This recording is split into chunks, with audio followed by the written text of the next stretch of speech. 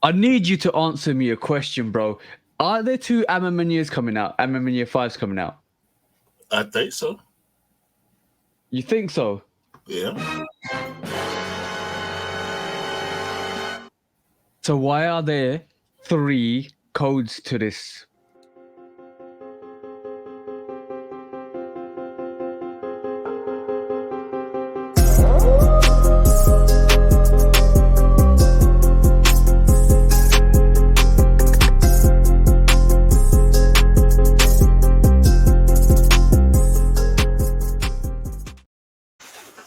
Hey, welcome back, guys. Welcome back to the Shooter Podcast, episode 85, with me and the bro, 808 Kicks ATL. I actually pointed the right way this time, which is great. But yes, but yeah, please do like, follow, subscribe, come and chat to us. Let's have a conversation. Let's break it down. Please do put the notification bell on if you actually love us and actually rock with us. And also on top of that, please do actually go and share if you love the content. But episode 85, and remember, guys, we're on the audio platforms. You can go and listen to us on Google, Apple, Spotify, all of that stuff as well. And obviously, iHeartRadio. yes, that's the one. Was it Deezer? All Yeah. of them. We own all of them. All of them. And also, like I say, guys, go and check us out on the socials. Go on Insta, TikTok, obviously YouTube as well. And yes, come and just have a conversation with us. But the main question, come to YouTube, please come to YouTube. Yeah, definitely come to YouTube. Oh, and obviously, if you want to, when you're listening to, sometimes we actually show some stuff on the podcast. You can actually go and tune it in and actually see the pictures, or go and research them up yourself, which is great because obviously we love to talk about stuff, and sometimes descriptions don't give the sneakers or the conversation justice. But hold on. We got to start adding links in our descriptions, and I'm gonna say that right now on the pod, so we have to hold ourselves to it. Yep. Okay. Cool. That's fine. We will be adding links to all of the descriptions and everything you want. But guy, bro, why is the Amman Year 5 got 3 style codes? It's got number 1, the black variation, SP. Number 2, Amamania light bone variation, SP. And that was the rumored white variation that we was going to get. And number 3, then this is got, bro, this is on StockX, because these style codes, if you type these style codes up, it actually comes up with the variation or the mock-up variation or a similar variation. But the style code exists for this sneaker. And number 3 is what the diffused women's exclusive that we've recently seen. So tell me, bro, why are there 3 style codes to this Nike style codes to the Amamania 5? Apparently, it's gonna be 3 sneakers, bro, and I'm here for it. I was sitting there with Scott yesterday, and we after we talked about the Balvin Freeze, we're gonna talk about the Balvin Freeze in a bit. But after we picked up the Balvin Freeze, bro, we were sitting there and I thought, you know what the next big release is? That the Amamania 5. And you know what our sneakerheads do? We go and tap into our favorite platform, have a look at what the resale's doing to give us a vision of the predictions of how good and well the sneaker's going to do. And that's what turned up, because if you put Jordan 5 Amamania, it doesn't come up. If you put Amamania 5, this comes up. And bro, there's 3 style codes. Like I said, the black style codes there, the diffused blue white style codes there, and obviously now we've got a light bone style code, and that was the light bone variation with the burgundy shark teeth that we all saw and we all loved, and we all was like, yo, that's gonna be dope. But obviously it looks like it might be the diffused version. But there's 3 definite style codes, bro. Yeah, I'm with it, bro. It's looking like the diffused blue is a women's size release. We know we probably gonna get extended sizes. They always do extended sizes on these. Especially the 3s and the 12s, which were women's releases. And now they're doing both. This will be the first time they actually do men's and women's at the same time, and 3 colorway. As long as I get the black one and one of the other ones, bro. Did oh yeah, because both the 12s were women's exclusive as well. So yeah, I get it. Bro, I can't believe that if they are doing free MM year 5s, that's a situation, bro. That's an actual situation. Because I still believe it's 2 pairs. I personally believe it's 2 pairs. It's the black pair and the diffused blue pair, which is obviously the women's exclusive. I still believe there's 2, but I'm not discounting that the 3rd pair might be some slight PE or friends and family exclusive, but it might not even exist. But there is a style code for that version, and that kind of surprised me yesterday. And I thought, you know what, I'm going to start the podcast off with that, just to kind of spice up the excitement for these Amaminia 5s, bro. Nah, you ain't got to gas me up no more on this. You know, I've been waiting on this since we predicted it early this year. We called it. A couple of weeks later, we saw it, and this gonna end my year, bro. I might not even want them Gratitude 11. I ain't gonna say want, but if I end up with all 3, I'm on my year 5s. My year's done. Allegedly 3. Let's just say allegedly 3 at the moment. I'm probably the first person that I'm going with it.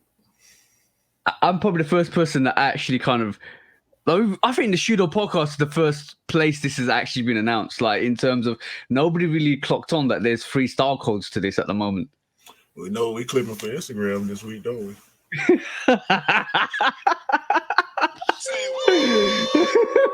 That's great. That's crazy. But yeah, it's a beautiful thing, bro. It's always a beautiful thing, and I'm so in the sneaker space at the moment. My head's in the sneaker space at the moment. I'm really excited for what's coming for the end of this year and for the next year as well, bro. Like, it's crazy. But like, how's your week been, bro? Let's just talk about the week first. I had a good week at work. Had a eventful weekend so far. I'm chilling after this though. Yesterday I hit the Atlanta Food and Wine Festival. Yeah. Let me pull up my IG real quick so I can give some shout outs. I gotta give some shout out. The Food and Wine Festival. First of all, let me shout out the city of Atlanta. We was outside, bro.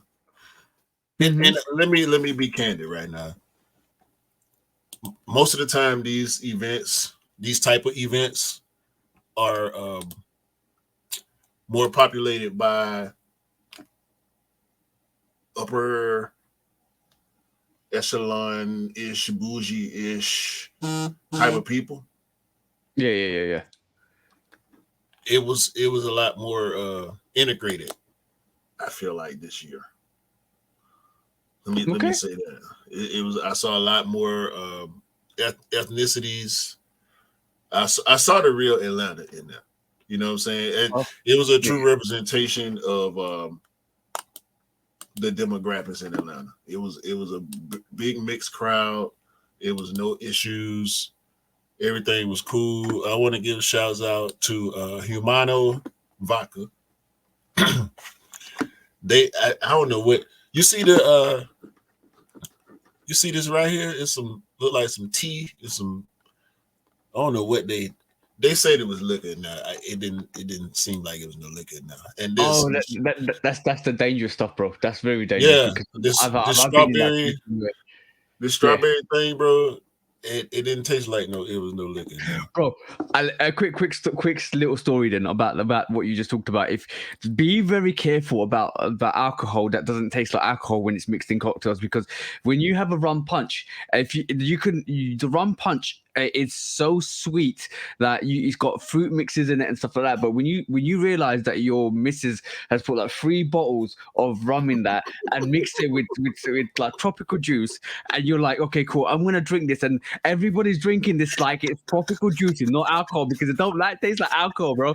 And right at the end of the night, all of you looking at each other like, what just hit us on the couches? Like, what just hit us? Because I feel absolutely messed up, but we didn't drink anything. And then your missus comes and says she put Rain Nephew, Kraken, and Dark Rum into the rum punch, and it absolutely knocked everybody out, bro. We were absolutely wasted that night, and that's dangerous. That's very dangerous, bro. The alcohol that don't taste like alcohol in a cocktail is very dangerous, bro. Yeah, bro. Yeah, shout out to St. Julian Vineyard, Neil. I should have got a picture with Neil. He's the pink shirted guy in the background right here. Super cool dude, man. Good watch. He had on a really good watch too. I couldn't give him. I ain't give him no compliment on his watch though. But great watch, great watch, great wine. Shout out to St. Julian, man. I'm on that. I need some of that St. Julian in my life. And also Remedy bourbon whiskey, bro. They got cinnamon, apple, and rye, right? So I took a shot of this apple. I'm like, oh yeah, this is smooth. And I don't like fire. Do y'all got Fireball over there? No, I don't think we got Fireball over here. It's cinnamon. Like people like to shoot it. I think it's whiskey, but it's too harsh for me, right? Because I don't like spicy. I don't like nothing too spicy. Yeah. And I hit that cinnamon Remedy, bro. Oh my god, it tastes like candy, bro. It tastes like cinnamon candy, right? The dude say, nah, you got to put the apple and the cinnamon together. We call it apple pie. That's a man. Why are you doing this? Why are you doing this right now?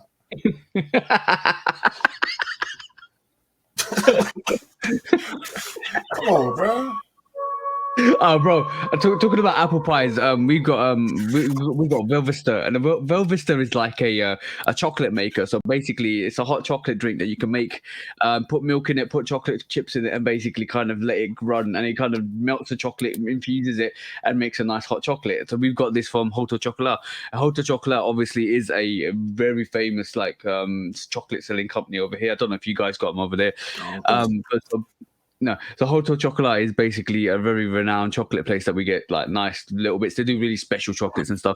So we've got the Velveter and my girlfriend got her for her birthday because her mum got it for her. So we've got it there and we start making hot chocolate. So her girlfriend's mum chose this apple chocolate pie, right? So the apple pie with chocolate infused in chocolate. So my girlfriend made it and I thought it was gonna taste like chocolate, like chocolate with a bit of hint of apple pie. No, bro. It's not. Doesn't taste of chocolate. It tastes of McDonald's apple pie, bro. And listen, it's two flavors. It's two flavors in this world. Actually, I'm gonna go three. There's three flavors in this world that will overpower most things. Yeah. Third would be peanut butter, not peanuts. Oh yes, but peanut butter. Yeah, that's third. 2. Apple. You put apple in anything and you're gonna taste apple. I know what the first one is. What? Banana. 100%. You can have some cookies, bro, wrapped in plastic. Yep. And you can have them in a container, in a Tupperware container. And you can sit a banana on top of the container. A raw banana still in the peel. You can just set it on top of the container and give it a day. Your cookies will taste like banana, bro. It's amazing. Yo, bro, it's pretty much like the banana's got this little at the least they'll smell like banana. Yeah, that's what I'm saying. It's almost like this banana husk and shell has got these little army of little bacteria ants bacteria basically kind of fumigating constantly the food that you actually going to eat, bro. Bro, I used to make smoothies, right? I put the whole produce. I put the whole produce section in my smoothie, bro. I put apple and banana in there, and it tastes like apple banana smoothie, bro. It'd be dark green. It'd be darker green than the underside of this hat. And it tastes like banana. They just turned into a food podcast. No, that's real talk, bro. It's just real talk. Definitely. All right, but moving swiftly on. All right, cool. We know this weekend what it was all about, right? We know this weekend was about these J Balvin Jordan 3s. Bro, there was a situation there, bro. I'm gonna go into a bit of a story time because I said I had a very good story about this, and it was crazy. So basically, in the morning, basically went over to Offspring, which where I was able to cop, and then we were basically running through, got the sneakers, and then just chilling there. And then we will, you know what? I had another pickup from SNS because I helped out one of the bros, and basically I was like, you know what? I'm gonna go. Let's go pick the sneaker up. So on the way there, we went there, and literally then news started coming out that in the States, there was shut down for the J Balvin Jordan 3s, right? And there was information about how I think in New York one of the shops got shut down for the J Balvins, and that happened. And then and funny thing was, we went all the way to SNS, picked up the pairs. We're walking down, and then one of the bros was like, you know what, we got 4 J Balvins here, right? So let's basically take a picture. Let's start taking some pictures. We just in the streets. We went on the back roads and basically put all the sneakers up. Started like literally, literally taking pictures. I think trying to post a show should just say, oh yeah, one, thank you, blah blah blah blah, to the companies or the people that drop the sneakers and stuff like that. And then somebody suggested we put some pictures up for the J Balvin and Jordan 3s, like resellers do for a joke, right? And then we was like, all right, that's fine. So let's do that. And then we said we won't post it. It was just for a joke, for a rainy day. And then all of a sudden, they'll post this, bro. And I was like, "No, you're trying to get us into a hurt of trouble, bro. You're trying to get us into a hurt of trouble because, like, if somebody saw that, somebody's gonna complain. Because a lot of people, to be honest, a lot of people missed out on the J Balvin Jordan 3s. I think we were definitely wrong about that. I'm gonna say we were definitely wrong about that sneaker because it kind of like was super limited. I think from what I'm hearing, the UK could have got anywhere between 4 to 9K worth of pairs on the sneakers app. That's nothing. And in the morning, because I was trying to help Jenny out as well, and I think Dell was trying to help Jenny out because Dell had his pair, and a couple of other people tried to help Jenny up. I literally put it in, and within seconds, it threw me back and said, "Sit down, bro." It's literally sneakers. I was like, "Sit down. You ain't got in the pair." Within seconds, bro. Within seconds. So that was crazy. But another couple of things happened as well. Went into size, and I know, like, me and Del know the guy in size that works there. He's quite nice. He's quite a safe guy. He let me see the Play Your Fates, bro. Early in hand. I'm definitely getting this weekend. That Play Your Fate is absolutely beautiful, bro. Beautiful sneaker. And then Dell got to see his Air Max 1 size exclusives, which was the brown pair. You don't see them. No. So there's a sneaker coming out which is limited to size, which is a boutique place, and it's basically Air Max 1, which is the brown suede sole. I'm just trying to pull this up now, and it's brown suede toe. It looks amazing, and El was able to put his size on feet just to see how it looked. Come on, they might as well let him get it. I'm trying to get this as a speak, bro. That is magnificent, bro. That's crazy. Yeah, absolutely coming out on size this weekend. And I was like to Del, bro, we're going in, and if I can't, I'm lining up for you in the morning to pick this sneaker up for you, bro. That is a hard sneaker. That is really nice. And on feet it looks dope. On feet it looks dope. Is there a name for it? Probably just gonna be brown. Yeah, it's just a size exclusive, size Air Max 1. Okay, size Air Max 1, size with a question mark. For those in the US that don't know, size is a store in the UK. Size question mark. SIZE question mark is where you should look for this Air Max 1. Yeah, it is a dope sneaker. And then obviously we were talking with the guy. We were talking about we were talking to the guy that worked there, and he was talking about how some of the the limitations that Nike puts on actual collaborations, and when you kind of give them some designs and aspects, and basically they kind of like say no, we're not doing that. You have to kind of keep refining it. I think when he was talking a similar experience with Adidas let you have free reign, literally let you do whatever they want with a sneaker.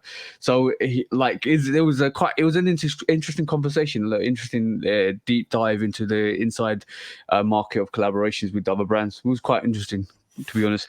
And bro, even in SNS, bro, even in SNS, um, I asked one of the guys that I know in SNS, and he was like, we only had one full size run again for the Bavens, just like the unions. It's crazy. Bro, they protect y'all. Like, I'm sitting here Yeah. thinking about it. Like, I really dislike the UK stores because they protect y'all. It's the real reason why I dislike them. They won't let us. They don't let us swoop in and buy up sizes. You know what I mean? Oh, the US, yeah, They yeah, yeah. don't. Yeah, they're not letting us hit on raffles like that. You know what I mean? They were before. They were before. They were before, but now they protecting y'all. They ain't.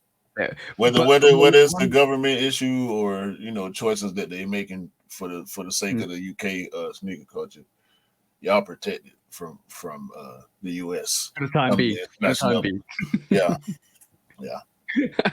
But it was another other interesting conversation I was having is the guy in size was actually saying shout out to the bro, he knows who he's the guy in size was actually saying doing raffles is difficult because basically what they end up doing is checking, like especially in the UK, checking if you're a valid like sneakerhead, if you're not a reseller. They're trying to not give sneakers to resellers, and he was saying the amount of effort and work you have to kind of go through to make sure that these people are actually buying sneakers to put on their feet rather than reselling them is quite difficult. And then people don't realize how difficult it is to actually run raffles, especially these boutiques too, and to then kind of make sure that it goes to the right people and doesn't go to the resellers, because obviously they want to make sure the sneakers go to the right people. And I think this is some of the things that the boutiques do in terms of trying to provide the sneakers to the real people in the sneaker community, as well as other people that they kind of kind of making sure they're not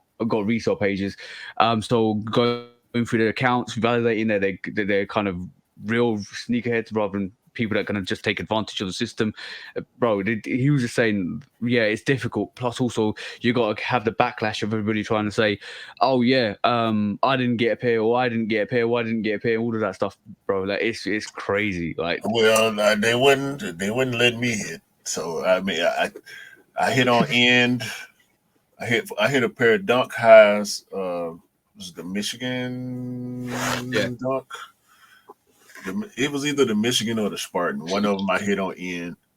I hit the fives, the fives on end, and I hit the red Flints on end, and I got my Sashiko Fords from BS10, and that's it. okay.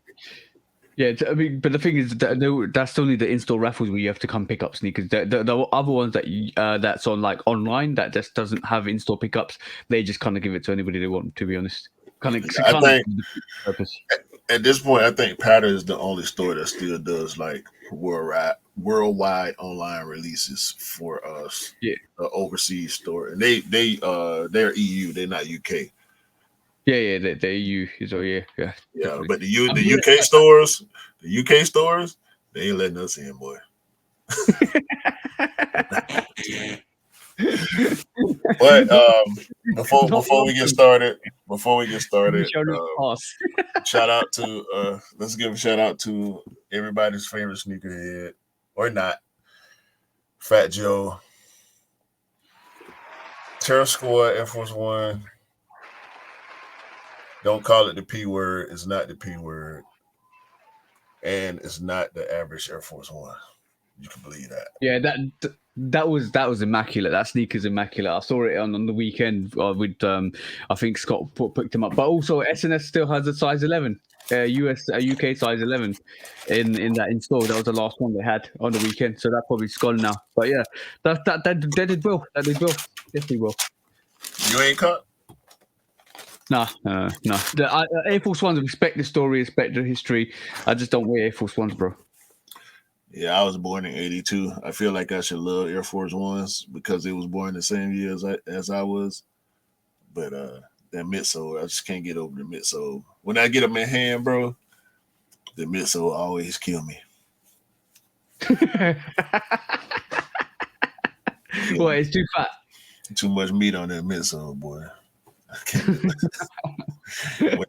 when they drop the diet, well, the Dunk is the diet Air Force One. So that's why I like Dunks more than Air Force One. And Jordan Ones too. The midsole is slimmer. Like that's the thing about Air Force Ones, bro. That's why I didn't mind too much the Air Force One with the air bubble.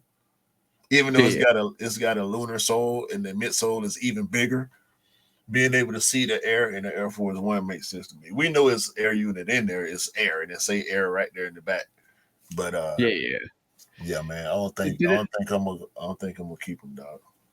Didn't Fat Joe give Bill Clinton a pair of Air Force Ones this week? No, did he? Yes. Yeah. Yes, he did. Yes, he did. Fat Joe. That was quite interesting to see, bro. Like Fat Joe giving a pair of Air Force One Trevor squads to Bill Clinton. I don't know if Bill Clinton. I think Bill Clinton actually put them on feet for a picture as well. Listen, bro. Fat Joe has elevated himself to a place where probably nobody foresaw him reaching. From Joey Crack, the notorious street rapper that was known for running around terrorizing New York City, to TV shows, daytime TV shows. Mm-hmm. You hear me? And Nike finally giving him the collab after 20 years, almost 20 years. I mean, it's just so much respect, bro. It's as New York would say, is mad respect to Fat Joe. Yeah. For what he been able to accomplish, bro. But I don't think I don't want to. You know, I'm not a have it just to have it type of guy, dog. Yeah, you're like me. That's my response with somebody that's asking me that I'm not picking up the terror squad. I said, no, bro, I respect it. I love the story. Shout out to Fat Joe for like kind of getting to where he is. Like that, he's the epitome of keep working hard, keep grinding, keep level, keep pushing, and then you'll get to where you want to get to. And he's like basically achieving everything he wants to achieve. And that's the moral of the story in life. You got to keep persisting. But shout out to Fat Joe, shout out to the story, shout out to the sneaker. It's absolutely beautiful. I'm not even saying it's horrible or anything like that. It's an amazing sneaker, but like you're in the same vein as me. And when anybody says to me why I didn't pick up the Terra Squads, because I don't wear Air Force Ones. Tell me Air Force One in my collection. There's none. Or my rotation. There's none. Off whites. You got the off whites, don't you? Not. I haven't got off white Air Force Ones. Yeah. Timberland. I got the Timberlands. No, you got off white Air Force Ones. The mids. No. Your size. You had two pairs. One of them was your size. No, I don't remember that, bro. I ain't got off-white Air Force One mids, the ones with the spikes on them. You didn't get that in your size? No, that was for no, that black and white was for the bro. I got that, reviewed it, I gave it to the bro. He wanted it. I thought you had two pairs. No, I've never had an Air Force One, bro. Never had an Air Force One in my rotation. Ever. I could have sworn you had two pairs of that shoe and you kept one.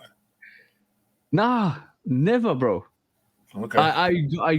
The one with the spikes I've got for the Elon Dunn, who's the bro. He actually kind of shout out Elon Dunn too. Yeah, shout out the bro. He actually reached out to me, wanted to pay because he was working, and I actually copped for him. That was quite an easy cop, and then that was the only one I had, and I gave it to him. Okay, I thought you had your size. No. No, But no, yeah, no, no.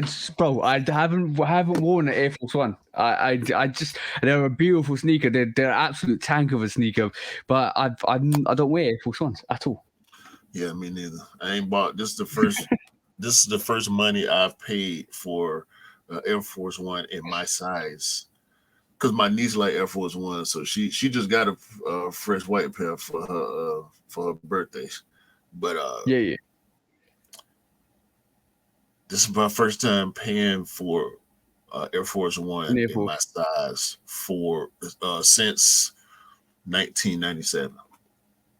Oh, damn, The damn. cool gray mids with the jewel swoosh. To this day, that's probably still my favorite Air Force One. Ooh, damn. 10th That's grade. dope. That was my first. That was my first day of school sneaker. Cool Yeah. gray Air Force One mids with the jewel swoosh. I gotta find a picture. Anyway, let's get to the quick But strikes. I ain't even gonna show you how before the we picture. move on, I'm gonna find this picture for me. yeah, but before we move on, I just want to talking just about the Balvins again. Did you see this, bro? Did you see the Air Max One custom for the J Balvins? That's better than that 4 that Big Almighty did. Really? Yeah, I ain't like that 4. That's dope. A lot of people were gassed when they actually saw this. That's dope. Yeah, that's I'm just fine. gonna say that's dope. That's fine. Go and check out the Air Max One J Balvin custom. That is absolutely fire. Absolutely fire. So moving on to quick strikes, bro. Shall we have a look? Shall we have a look at this? This absolutely beautiful, beautiful, beautiful, beautiful looking. Ooh, right. No, yep. Mi casa es su casa. Tú sabes. That was actually shown by Jazz Chisholm on of this weekend, and a lot of people, because I my spidey senses were tingling this week, and I was like, I wonder what's happened to the Jordan 8 Soulfly, what do you call it, Diamond Turfs, and I was like, we seen this picture with, I know it's December, sometime December is going to come out. We seen these pictures of this like navy version of almost like a playoff 8, but it's just got this Soulfly gold tag, and underneath it's got like a diamond turf cut out see-through panel. And I wonder where this is. And then the next day, bro, we see the Soulfly Jordan 8 kind of feature. I was like, wow. I had my spider senses tingling, but damn, they a whole new different colorway came out of that sneaker. I don't even think it's Diamond Turf. I just think this is the Jordan Soulfly 8 Jordan 8. If it's Diamond Turf, it's off. Yeah. Sometimes we can't be running with these narratives, these thrown out narratives. You know what I'm saying? The gold on the blue one ain't no blue OG Diamond Turf. So the gold on that blue Soulfly Jordan 8 that people were calling Diamond Turf is probably part of the reason, along with the little bit of red and a little bit of white. But it's a blue shoe, bro. It don't make sense to call it a Diamond Turf. Yeah. And after seeing this, and this, this legit, this official, this actually somebody that we can believe that this sneaker is real. Yep. It ain't looking like no Diamond Turf. It's looking like something totally different. It's still dope. I wish it was Diamond Turf inspired because I love Deion Sanders and Diamond Turfs, but this ain't. This is just some other dope sneakers that Soulfly are doing, and we gonna keep rolling with it because we both like 8s and we both respect Soulfly, so we can start with the Diamond Turf stuff. Unless but I like this Mikasa Sukasa. I want to see what the storyline behind that is, because underneath the flaps you got the Mikasa Sukasa. If you don't know what it means, it's my home is your home. That's what basically meaning is. But I'm actually looking forward to this. I think these both are samples. The two Soulfly Jordan 8s we've seen, I think they're both samples. I don't think we've seen a real picture. This could be a friends and family. It could be anything. At the moment, it's all up in the air. Right. Until we see official pictures, until we see the release date for this is apparently either the 23rd or 27th of December. So I don't know. It's either the two of those dates. Well, I remember for a date being after Christmas. I don't know what sneaker that was, but it could be before Christmas, which is I think is the right one.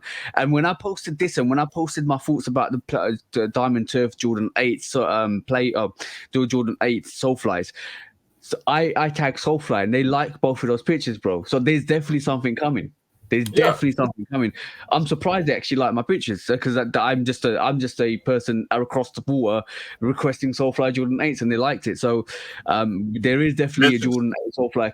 Mentions that they were they were in their mentions around the time that you posted, and they saw it and they appreciated it. I appreciate them for appreciating you. Yeah, exactly. But I want to definitely see what the Jordan 8 Soulfly looks like. I'm excited. I hope it comes out this Christmas. If it doesn't, it's going to come out beginning or mid next year. But this is like Soulfly dropped the Soulfly 13. That was magnificent, and I've got it. So I'm definitely looking to this 8. I want more Jordan 8s, bro. I want more Jordan 8s. I was really excited to see this weekend. I want to go back and look at them Soulfly 10s too. I'd be forgetting about those. Them was hard. And they might not be going for that much. Staying on sports for the next quick strike. First of all, I want to say shout out to Dion again. They took a big L to Oregon. Oregon is a powerhouse school. Colorado ain't there yet. They were big underdogs. Everybody expected them to lose, and they did. The talent level is different at Oregon. Oregon is a known winner. A lot of people love that school. We know Oregon for the connection with Nike, and Oregon, bro. I just want to say I'm still on the bandwagon. I don't care what happens for the rest of the season. If they don't win no more games for the rest of the season, I'm still around with Colorado. So whatever. But Oregon done it again, dog. Oh. They got dunk low cleats with the thermal heat pattern shit from the Civilist dunk. Civilist, yeah. So basically, they converted like almost the Civilist dunk into a cleat. They did. They left some of the panels black. They left the underlays black, and they made the swoosh white, and they went with white laces. Yo, I'm so sick of Oregon with the cheat code. I'm gonna tell you what Oregon do. In case you're not aware, I'm gonna tell you what Oregon can, will, and has done throughout the history of their partnership with Nike. Because we know Nike started in Oregon, right? Nike will send Oregon. They got 12 games, right? And if they do well enough, they got a bowl game. Nike will send these folks 13 different uniforms and helmets. 13 different. Hold on. You don't understand what I'm saying. Y'all don't understand what I'm saying about Oregon. Oh, break it down, bro. Every single game, they wear a uniform that nobody has ever seen before. And a helmet that nobody has ever seen before. Yeah. And they don't wear it again. Because they got a different one next week and a different one next week and a different, bro, you never know what Oregon going to come out there looking like. You know it's going to be black, white, yellow, or green. But you don't know what they're going to come out there looking like, bro. The helmet that they got with this uniform, look at the helmet, bro. Carbon fiber with duck wings on it.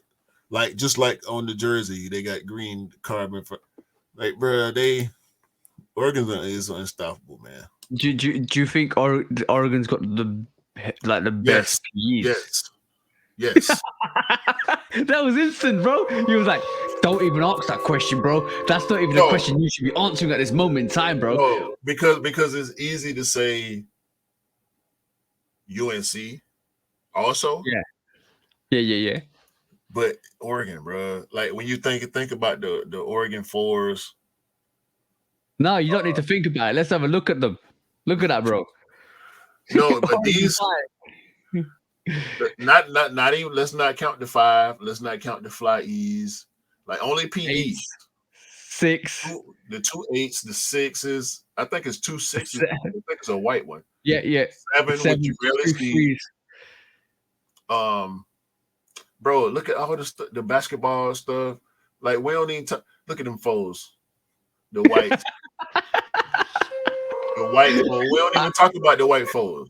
13. Bro. 3s. The original Oregon Dunks, bro. Oregon Flyers, bro. Ducks. Yeah, the one with the actual duck on the back. You know what I'm saying? Yeah, the 13s, the 4s, bro. That's what I'm saying. The Tinker Oregons. Yeah. You know what I mean? Yes. Like, look at them Huaraches, bro. They actually got a pair of Huaraches. Oregon gets everything. Every shoe that Nike make, if you play sports at Oregon, you can get whatever shoe you want, bro. That's in production. I'm pretty sure you can go holler at the equipment manager and be like, "Hey, bro, I want some dunks. I want some this. I want some that." Or they might have take a vote. It's Oregon. More than likely, they have a Nike person. That caters strictly to the school and the different teams and their needs. You know, so I can only imagine what some of these coaches, bro. Imagine being the equipment manager at Oregon, bro. So imagine you're a sneakerhead, right, at this moment in time, and you had a chance to pick any team, and you're like, you know what, I just my aspirations, or you go into an interview, and you go into Oregon interview or something like that, and he goes, what's your aspirations? My aspirations is to work for you whatever capacity you want me to. If you want me to clean the bins, if you want me to clean the equipment, if you want me to play football, if you want me to kind of even shine your shoes, I will do that. Just give me the sneakers because I want the sneakers. They're the best sneakers in the world. These are PEs. I just want to be part of the team. Please pick me. That's pretty much what you're going to be saying as a sneakerhead, bro. Listen, bro. when it come to colleges, either Oregon or UNC. Ohio State got some nice stuff too, but nowhere near as much as UNC. And I don't think UNC, the alma mater of the Bastard Goat, even got as much as Oregon, because the Nike guys went to Oregon. It all started. Nike started at Oregon. From Oregon, yeah, that's the home, the hub, the central. Yeah. That's basically where it all started. So yeah, Tinker went to Oregon, bro. That's all you need to say, bro. That's all you ever need to say. Yeah, Phil Knight went to Bilbao, Oregon. They met at Oregon. So yeah. Tinker was an art student at Oregon. You know what I mean? Yeah, but that makes sense, because basically it's kind of highlighting, it's giving homage to where you came from. I think that's what it's always about, to be honest. In terms of the brands, they always give homage to how the creators, where it came from, and everything like that. So yeah, Oregon, that was a quick response from you, bro. You're like, Oregon, that's it. You don't even need to say it. Oregon gets the best PEs. It's the Nike school, dog. It's the Nike school. The Nike started there, but I got you right here. Okay, bro. Because you better get these mischief boings for your. There's history behind this.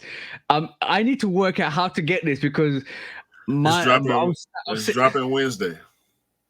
I know it's dropping Wednesday. I don't know if it's going to drop on the Reebok website either, or if it's just going to be Mischief. And I don't know if Mischief actually kind of shipped to the UK as well. Because my girlfriend was like, on the weekend, I like those Mischief's new sneakers. What do you mean, Missy? What ones? Oh, the Reebok ones. I said, that's the ones she wants. That's the ones suede, yellow suede, light blue. She basically, that advert's quite funny as well. That advert is too funny. They got D Brown and his son, Anakin Brown. Yes, D Brown named his son Anakin. For those of y'all that don't know, me and TJ both rock with Star Wars. Anakin is Darth Vader's real name. Yeah. So yeah, D Brown and Anakin Brown are in the ad. D Brown, slam dunk champion. He won the slam dunk championship in the Reebok Omni pumps. So Yeah. this makes complete sense from Mischief. 9 pumps. I'm sorry, 9 pumps. Bro, my girlfriend was like, I like these Mischief, but I don't know what one I'm gonna choose because I like the leather version, I like the suede version. We settled on the suede version, not this version, but the suede version, and which is more of a yellowy tone to it. She likes it a lot, and I was like, "Are you serious?" And she's I want the boing boings, these ones. I want the boings because I like the pumps all over it. Hey? Sun bleach colorway. Yeah, sun bleach colorway.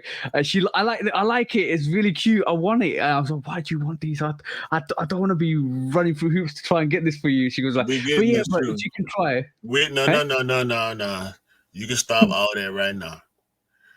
Because what you're saying is she want this shoe, so we gonna get this shoe. I don't know what you talking about. It looks like it, bro. I don't know what you talking about. You tripping. Looks like it, bro. You need to relax. You know we getting this. You know what is really funny? Is say we getting this. We're trying to get this. No. Say we getting it. Say it. We're getting it. We're getting it. 250. They drop day after the podcast airs. Wednesday the 27th. What size she wear? Say it on the broadcast. What size she wear? 7 US, 7 US, 6 UK. 7. This is 7 youth or 7 women or what? 7 women, 7. No, 7 men's US. Men 7. Okay. Oh crap. No, we solving this problem because I'm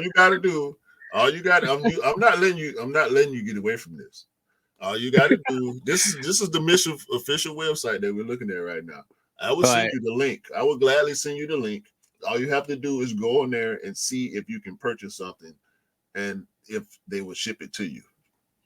If you can buy something from the website that comes straight to your house, then you should be good to go. They're going to probably sell out pretty quickly. They will sell out. And you know what? I'm down for this gimmick. I know a lot of people are cutting their nose at it in terms of like, yeah, that's rubbish. But I'm down for this. Like, we talking Look about at them on feet, though. Yeah, bro. They look good on feet. You know what? We're gonna issue a video tomorrow, which is about reacting to Anvil. So basically, we're gonna have a look at some of the what do you call it, the Mischief Wavy Baby. But bro, like in terms of them coming a long way, they have come a long way because they're actually legitimizing their actual collaborations. It's no longer an art piece; it's more of a you can wear these if you want to now. These look more wearable than the Wavy Babies. Like we just saw the Wavy Babies. They wasn't, the inside of them wasn't legit. Hopefully the inside of hopefully all them pumps work. Imagine super pump.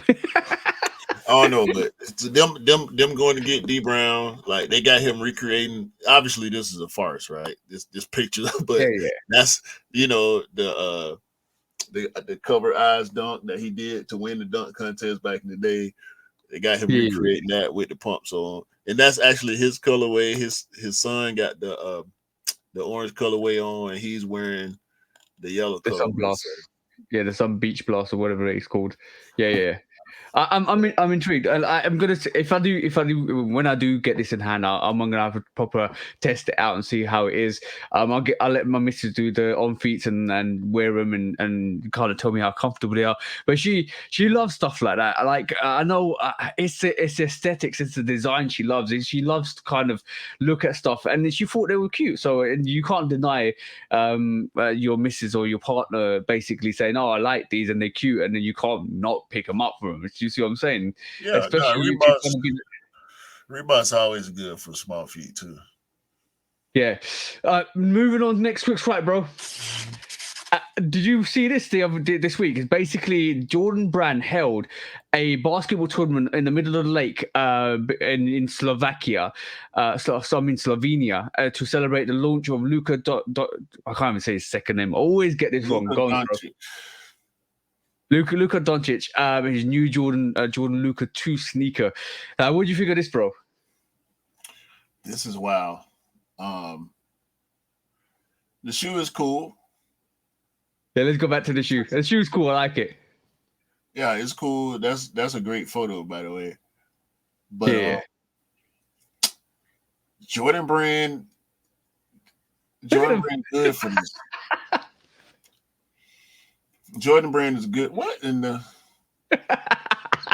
Well, what we're literally seeing is somebody they don't actually play basketball and somebody just leaped into the water. There you go. Yeah, we know that's 100% playing content. But yeah. Jordan Brand at this point is outdoing Nike so bad, bro. Yeah. Doing events and think about the amount of advertisements for stuff like this. Like when Jordan roll out their signature sneakers, they give the athletes as much attention as MJ would have had when he was rolling out his signature sneakers. Yeah, they give the same energy. This is what I like about Jordan Brand. They give the same energy to all the athletes. Like Michael Jordan was the leading example. They actually invested all of their kind of career on Michael Jordan, and it really worked out. And this is why it's such one of the best success stories in like the actual sneaker industry. Nike leaned in on Sabrina. They really leaned in on her really hard, but I want to see how hard they're gonna lean in on Book, and they leaned on Job pretty hard before his controversy, but I want to see moving forward how far they're gonna go with Jordan Brand doing stuff like this. Is this campaign better than the Mac attacks? Yeah. It's more of a sporting. I like. I'm well, taking comparison. They did pickleball for the Mac attacks, and pickleball is like a big trending thing right now in the US. So building a damn basketball court on a raft. That's dope. That's dope. That's next level, bro. That's definitely next level. Right, moving on quickly, bro. I want to talk about Sandy Bodecker. Basically, it looks like his sneaker or his 1985 sample dunks are for auction or up for auction. I want to know your opinion on these first, bro, because these look good, bro. These look dope. Look at those. Yeah, the colorway they ain't hitting me really. They hard. Their leather look real good though. Really. Yeah, I know It's Sandy Bodecker, bro. Like, what you want me to say? Bro, nothing. I'm just letting you know this is up for auction. I don't know how much he's gonna get because obviously, it just shows you how, even at this moment in time, that I don't think this has ever been worn, bro. But even at this moment in time, the quality and the leather, you can see the differences between this and what we get nowadays. Because this is from 1985, bro. You know what? SB don't mean skateboarding no more. It means Sandy Bodecker, bro. Yeah, 100%. It don't mean skateboarding. I'm pretty sure I ain't the first person to say that. But at this point, with something like this coming around, yeah, SB. Will you expect this to go for now? As a collector's item, you can't call it. If you're an OG skater, this means more to you than a price tag. So I can't really call it. Sandy Bodecker's signed PE sample from 85. Nah, there ain't no price for this, bro. I would say for a sneaker, it's pretty much priceless. With his signature on it? Nah, bro. Ain't no price for this, bro. Ain't no price for this. I agree with that. That's amazing. That is literally amazing. That I when I came across the story, I was like, wow. The sneaker just looks like it's you can. It's almost 40 years old, but the sneaker looks it, bro. The sneaker is so vintaged out. It just looks classic. It's like a Look classic good. take. It still look good too. Yeah.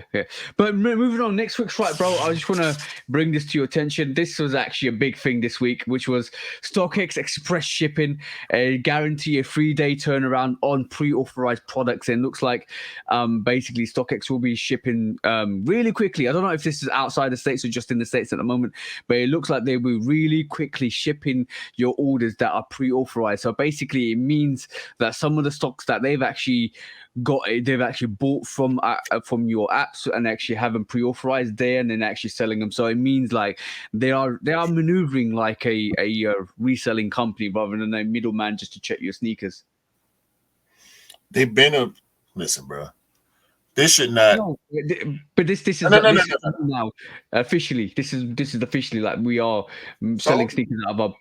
Yeah. So this should not be getting. This should not be getting as much attention as it's been getting over the past couple of days. I didn't seen this like 8 times on my Instagram feed. Granted, I don't scroll for long. I might scroll for 2-3 minutes at a time, periodically throughout the day. But I keep seeing this popping up, all the publications posting it like it's, and I get it, right? Mm-hmm. Media is media. Stories, you're gonna post them. I didn't need to see this. This is my opinion, right? I did not need to see this. No, buy, resell enough to care, really. Secondly, this ain't nothing new. This is StockX being behind the 8 ball. GOAT been doing this for years. The fact that when StockX took the word, what was it? Guaranteed, or when they changed the verbiage on the authentication front. Under authentication guaranteed went right. They say they changed the verbiage, but they're not changing the process. Right. This GOAT been doing this, bro. Flight Club been doing this. It's consignment. That's all it is. It's online consignment. Yeah. It's not online consignment. So this ain't nothing revolutionary. This ain't nothing groundbreaking. GOAT has been doing this for years, where as a seller, you can send the product in without having a sale, an active sale. You can just send it to them to hold. They all authenticate it and they hold it. You as the buyer pay an extra fee pretty much for the storage. Yeah. Because if you could go in there and search a sneaker and buy it for $200, and you have to wait the 2 or 3 weeks for it to ship to them and get authenticated. Sneakers that they already have in stock that are pre-authenticated is what they're calling it. Pre-approved, pre-verified. Pre-verified is what they're using. Yeah. Pre-verified sneakers. You would pay $250 or $260 for it. So you got to give them an extra $50 or $60 to get it faster. This raises additional questions for me personally, because sneakers that they already got. Yeah, but this raises a question to me. Several questions. Number one is obviously, I'm going to read the statement. Express ship items have been pre-verified through our multiple step verification process from our teams of expert authenticators. No more sellers flaking out on their items or actually selling their items. But my question arises is: are you prioritizing these listings over other actual listings? So you kind of I'm just kind of thinking, just like, are you like for instance, like right this moment in time, if an order comes in from a certain person. Like, say you want to sell something on StockX and you put it up for less than what it's been listed. Do StockX immediately buy it? And if they do buy it, that's their stock. They're actually pre-verified, and they'll list your product for the second to third listed high product. So basically, what I'm trying to say is subconsciously is that controlling the market, where if you put a listing up that's lower than the list that they've got, do they automatically buy it and raise the price of it to match the listing that's on their site already? I don't know. I severely doubt that, because it's still market based. It's still market based, but then you, like, from a StockX or a company point of view, you have more control of that market, because Bro, no, you don't. No. Don't stop. Don't you, like I just said, we giving StockX too much power, bro. They don't control nothing. They don't, bro. They buy they buy us. They don't buy a product. But, okay, no. So if it's they are a third party. They're a third party. The market is the market. If they check it out. Here you go. How much sense would it make for StockX or GOAT or any other reseller? That's why consignment is a thing, because the market fluctuates. If this shoe is going for X amount and I'm trying to sell it for cheaper, who's to say the price won't go down? That's an L. It's way too many sneakers in circulation in the aftermarket for them to be taking L's like that. That's why resellers had to start trying to take shoes back to the store, because of market fluctuation. StockX ain't stupid. They're not finna do that. They're not gonna let us get away with selling them bricks and the price gonna tank. They're not crazy. I know. They're not a reseller. They're a reselling platform. I understand that. I'm just basically, this is why I'm a bit cynical. I'm very cynical, because now the more I think about it, the more questions I have. Where is StockX telling us that we can send our sneakers in for consignment? You can go on the site and do it, bro. What you mean? I've not seen, or maybe it's because I live in the UK, but I even got a button on my StockX or anything like that. I just told you this ain't nothing new. This is something StockX just started doing. GOAT been doing this for years. No. You may not have seen it on StockX, but if you go on GOAT and try to sell, you can do it. I'm telling you.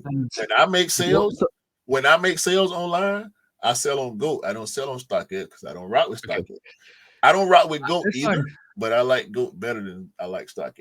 You know what I'm saying? And that's fine, but this is why I'm very cynical. Is there's no place I haven't seen anybody Cynical about what?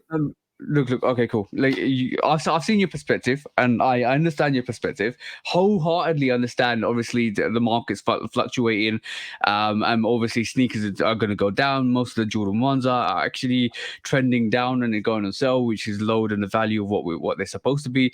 But when you're StockX, and you're probably the leading holder of actual valuation of sneakers, because everybody checks your site, and we've been doing it for ages now.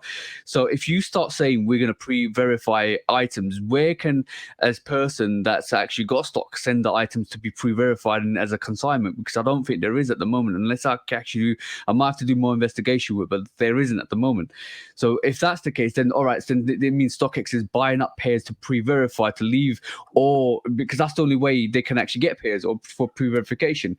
So if it's not them, it's the people that have the sneakers that want to sell the sneakers. Stop giving StockX that power, bro. You don't understand why. This is why people run to StockX and base stuff off of StockX. That's a problem. Yeah, stop giving them the power to do that. But my question still there, bro. Cynical. You still ain't saying what you're cynical about. I'm cynical about the pricing on StockX now. I'm cynical about them actually dictating the market price, because at the end of the day, if they're pre-verifying, look. I'm just I was gonna say just check GOAT. Stop checking StockX and check GOAT then, and you'll see, check Flight Club, check Collect. You know, all the resale sites outside of eBay, because eBay is seller control, right? Because the seller controls the price for eBay, and like Mercari and Poshmark and stuff like that. But these big established platforms like StockX, Goat, Flight Club, the market is the market to them. You know what I'm saying? That's where. And the more you control the market, the more influence you have on the market, the more you control the price and narrative. They're not controlling it, nothing, bro. They subject to it. Because if the community says the Cali 5 is worth $150, guess what they're gonna sell it for? $150. Yep. If the market says the J Balvin 3s are worth $400, guess what the price is gonna be on StockX and GOAT and Flight Club? It's gonna be $400. Demand, supply and demand, bro. We do that. They don't do that. I know they do that, but then if it could be 400 now, it could shoot up to 550 tomorrow, or in a week's time when the pairs that are gone for the low is potentially could be picked up by these companies, bro, and pre-verified and left there.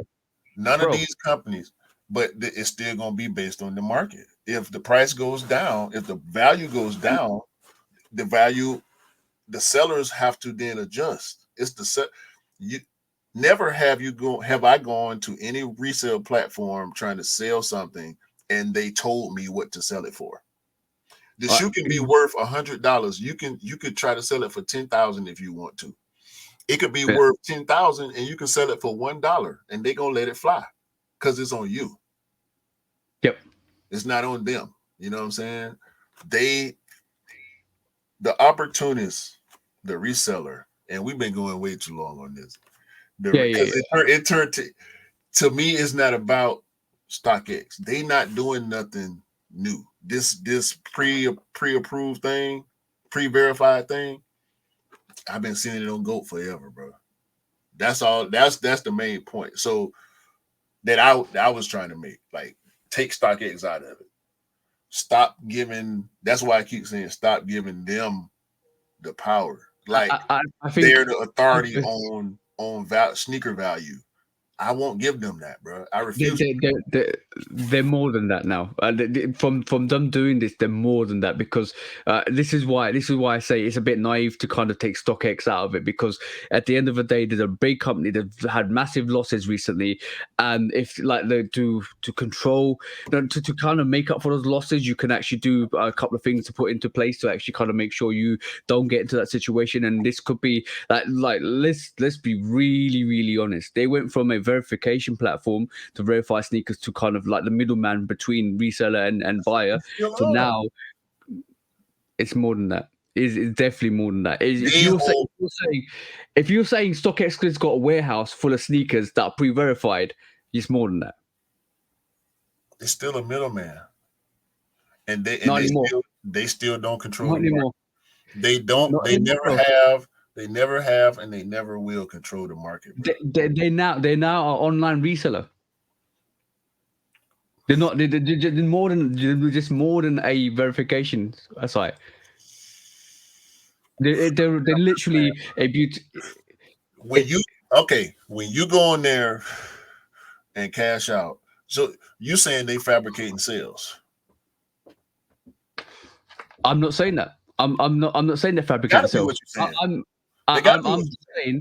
I'm just saying, if I was to put my J Balvin Jordan 3s for a low price, I'll guarantee it'll be StockX picking up that price. So they fabricating sales.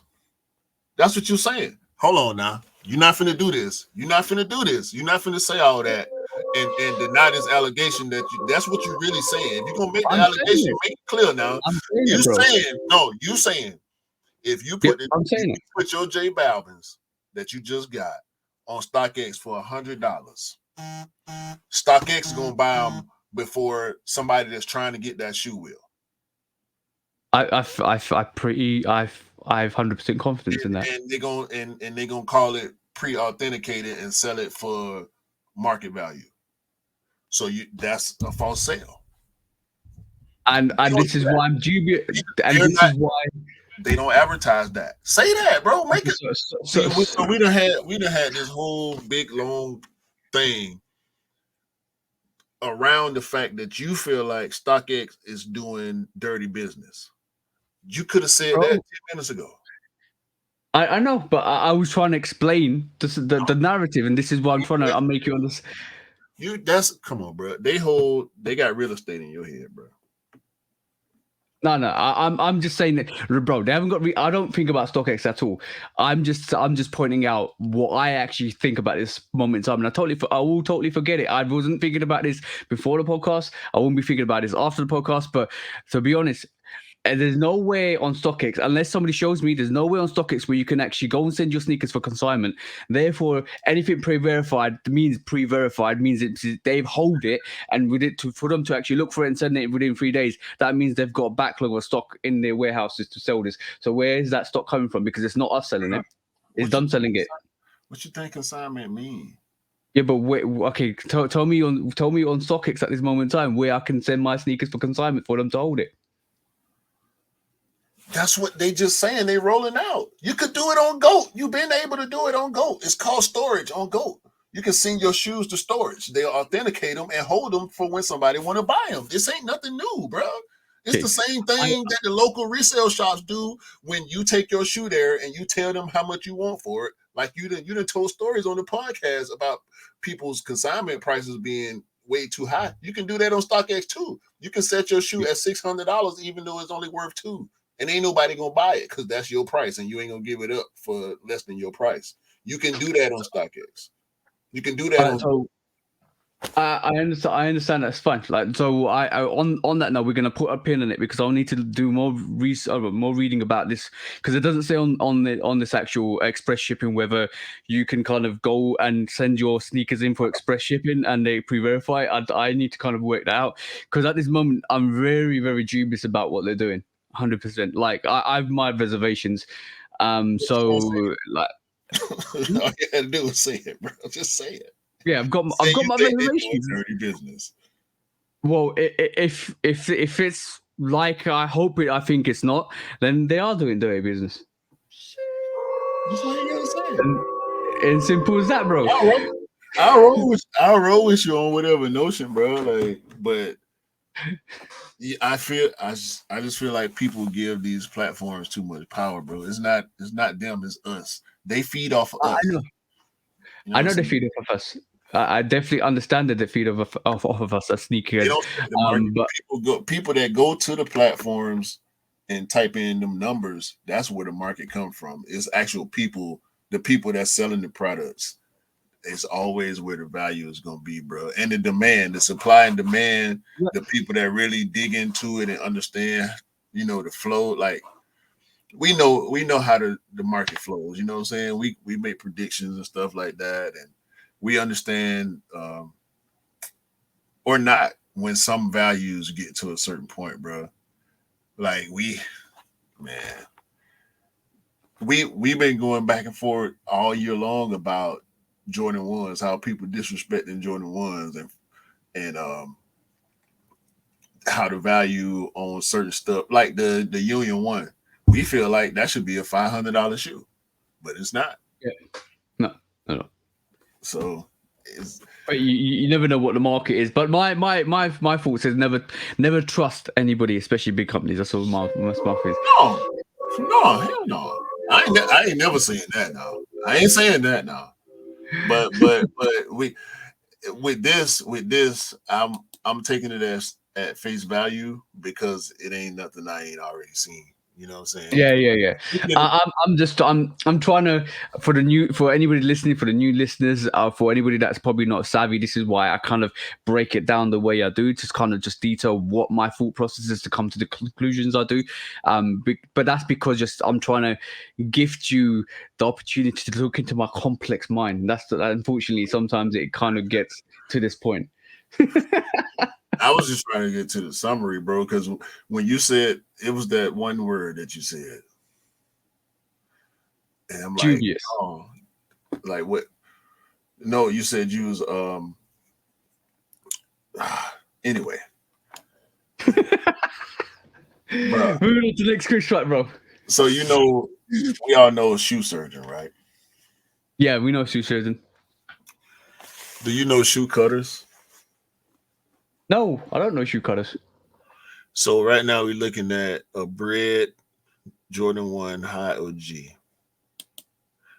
This is a custom, one of one handmade pair. It looks spectacular. It looked like 1985.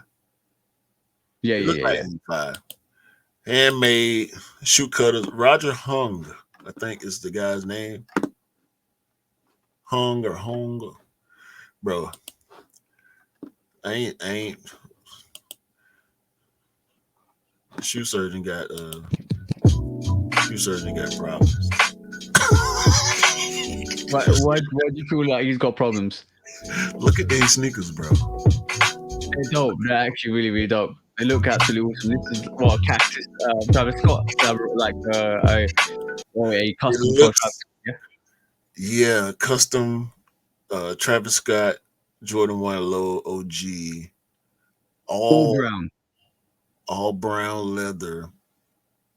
2 different shades of dark brown and medium light brown. Embroidery on the back. Gold embroidery. Leather tongue tag. Leather tongue. Leather guts, all of that stuff. Oh my God. Hold on. I don't think shoe surgeon's got a problem, bro. I'm just reveling in the fact that we've got more people doing awesome customizations. Hold on. Travis Scott reverse mocha, handmade, suede, white and caramel suede, with a Zoom Comfort outsole.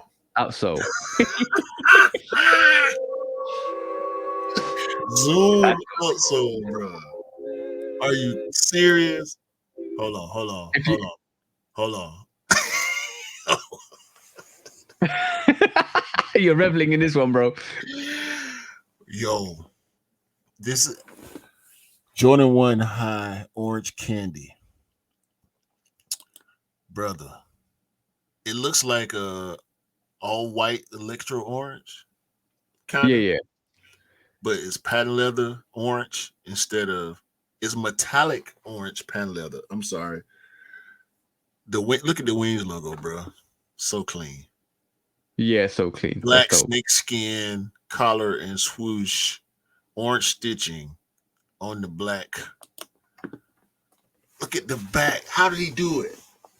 I don't even know what that logo is. What is this? Apollo Group. So he did this for a corporation. He made this sneaker for a corporation. I'm guessing this is a display piece. Ain't nobody. Black laces. Look at the. Oh my God, bro! Look at the tongue. 17, whatever 17 is. The tongue. Anyway, one more, bro. And you got to go with me. You got to go with me right here. Jordan 1 High OG Off-White Union NYC to ATL. That's a mouthful, bro. It's a shoe for it too. Bruh. MYGA instead.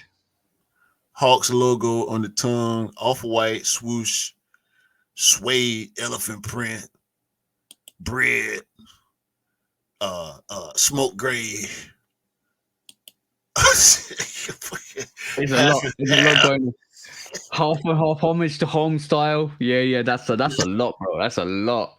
That's a lot going on. That's a lot going on in one sneaker, bro. Suede up under the leather on the wings.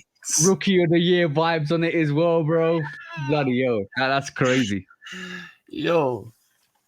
The only thing that's missing on that is a reverse swoosh for the Travis Scott. Then you got all the collaborations covered on that one, bro.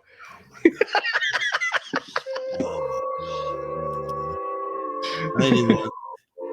Dog, I'm. All right. Okay. The original question you put forward was: a shoe surgeon's got problems, right? I don't think he has, though, bro.